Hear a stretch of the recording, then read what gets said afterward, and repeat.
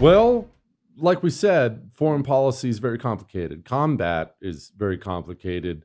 As I've mentioned a million times, in war, the first casualty is the truth. That's an old saying. And last week was wild. I mean, shoot, this week has been wild. Israel, Iran, America.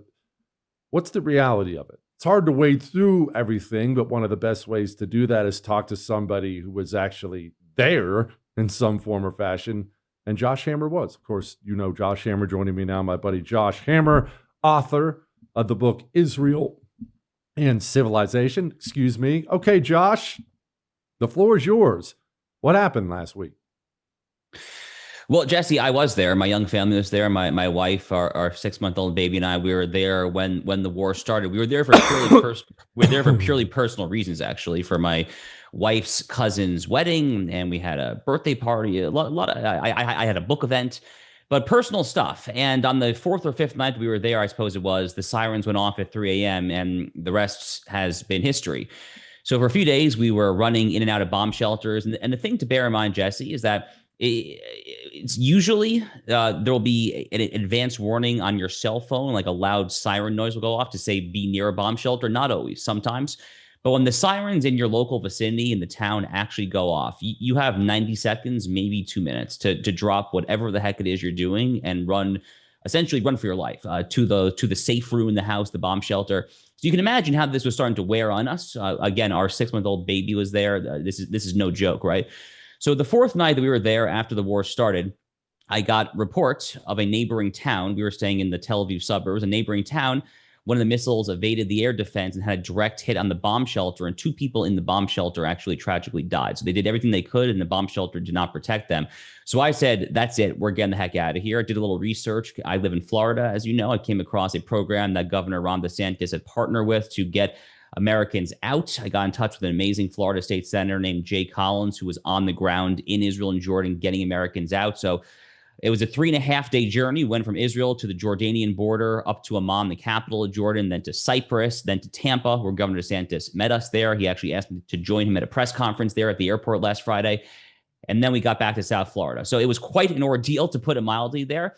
And I saw some things that I don't necessarily particularly care to see again. I saw one factory that took a direct hit from an Iranian ballistic missile. It was on fire with billowing black smoke, the likes of which, that's an image that you will not forget for a long time. I mean, Israel had become an active war zone, right? The IDF and Mossad did a lot of amazing stuff in those first days of the war inside of Iran, but Israel itself had become a war zone, and it was time to get our family out. So thank God we're home safely, and I'm really happy to be here talking to you, Jesse. Okay. 1, I'm glad you're safe, my brother. 2, that is a story that is going to be told in your family for quite some time. So that's at least something. I need you to describe for me, though. I'm going to ask some details because people are curious. The bomb shelters, are they in people's homes? Are they large? Are they small? How many people go to these bomb shelters? Because this is a world, I ask it, Josh, I mean, you lived it, but this is a world we can't understand here in America. Sure. And I want you to lay it out for us. Yeah, sure. No, great question. So the first thing to bear in mind, Jesse, is that most of the new construction in Israel, to be clear, the old buildings that existed 40, 50 years ago, they weren't built with bomb shelters. It wasn't really a thing. So maybe they were able to kind of add it on after the fact there. But the newer buildings typically have one room of the house that is extra fortified. I mean, extra layers of concrete there. If you knock on the wall, you will essentially notice the difference between that room and the other rooms there. So we were staying primarily at a family friend's house in the broader Tel Aviv suburbs. And one of the bedrooms on the ground floor in the basement was the safe room. So that is where we evacuated. But a couple Sundays ago, we were at a neighboring town where my wife's grandmother lives. She lives in one of these older buildings, and they had to turn a large common area room on the ground floor of the apartment building into the safe room. And there's a lot of elderly people there. So for instance, my wife's grandma's in a wheelchair.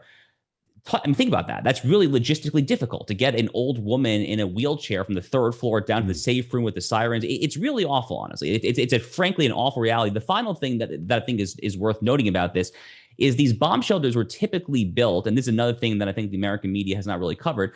These bomb shelters were built with these Hamas-fired rockets and mortars in mind. They were not necessarily built with Iranian hypersonic ballistic missiles flying 2,000 miles in mind. That is an apples to oranges comparison. These two things are simply not the same thing. So that is why there have been Israeli casualties. Is that the bomb shelters, tragically, they're typically doing their job. Thank God for that there. But the air defense is letting too many missiles through, and some people tragically are dying, which again is why I want to get out. But it's no way to live, Jesse. It is simply no way to live your life there. Unfortunately, tragically, I think for a lot of Israelis, it's kind of just the mentality. They know this is the case. They deal with it there. But as a non-Israeli and as an American there, it was pretty harrowing to deal with for a few days. Okay, Josh, the mood of the people there when it comes to, I don't know if this whole thing's over. Frankly, I have my doubts because Iran hasn't changed their stance on things. Israel is perfectly aware that Iran, setting that aside, that I doubt the whole thing's over. What is the mood of the Israeli people with all this? Because this has been going on for quite some time now. So Iran, by the way, I should clarify, I'm talking the war itself. I'm talking about Gaza. I'm talking about Iran. I'm talking about all this stuff. Where are they at with all this? Are they sick of it? Are they all in? Where are they? Right. So part of the whole debate, Jesse, for the past couple of weeks has been who started this? What is the starting point of the war? I've heard some people say this is Israel's war of aggression in Iran. With respect, that's just not really accurate, right? I mean, at a bare minimum, the current war against Israel started on October 7, 2023. Hamas received lots of training and funding from Iran there. Hezbollah, Houthis, all the various Iranian tentacles have been trying to go after Israel. Indeed, they've been going after American ships and going after Americans themselves. I mean, the U.S. Marine barracks bombing in Beirut, Lebanon, killing 240 plus Marines back in the early 1980s came from an Iranian proxy, Hezbollah. So to me, the beginning of Iran's war against what they refer to as the little Satan of Israel and what they refer to as the big Satan of the United States, this war essentially starts when the regime is formed with the hostage crisis that ended the Jimmy Carter presidency back in 1979 there. So that really is how far back this goes. Now, having said that, with that context, and given the fact that this has been going on for so long, Iran's been chanting death to Israel, death to America for my entire life, essentially. It's definitely my entire adult life there. Iran is not a particularly contested issue among the Israeli political spectrum. And I'll give you an example. So in 2016, I was there with a law school delegation, and we met with a very far left member of the Israeli parliament. This guy was so far left, literal socialist. He was actually supporting, Jesse, I kid you not, Bernie Sanders in the primary back then in 2016. Even this guy, who was a Looney Tunes Marxist socialist, even this guy was actually very sober and hawkish on the Iranian issue. Iran is simply not a contested issue. Israelis know that Iran is an existential threat, at least a nuclear-armed Iran there.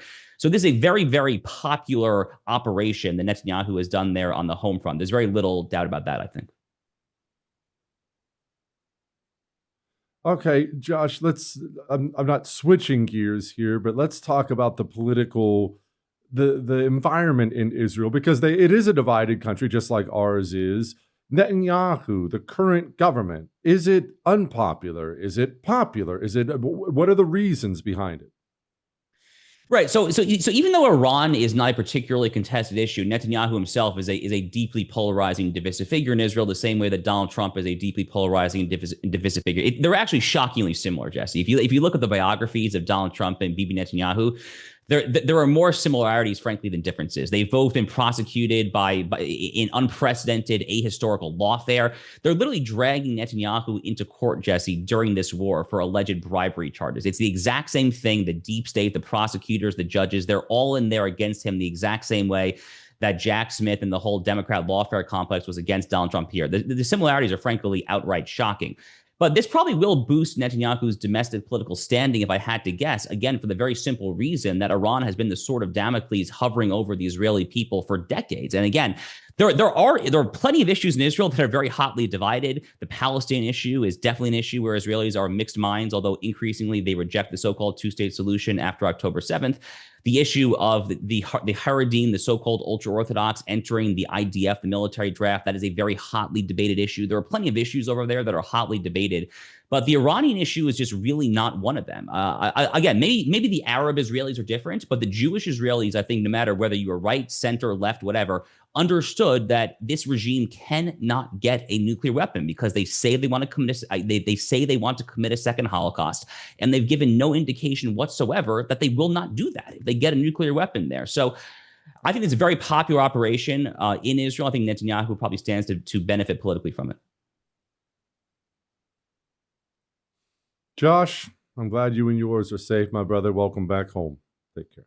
I would thank you for coming to my YouTube channel, but I know how brilliant it is, and I know you love it here. So subscribe and watch. We're going to start really ramping things up and putting some funny stuff, some interesting stuff out there, some collaborations. Either way, my YouTube channel is officially the place to be.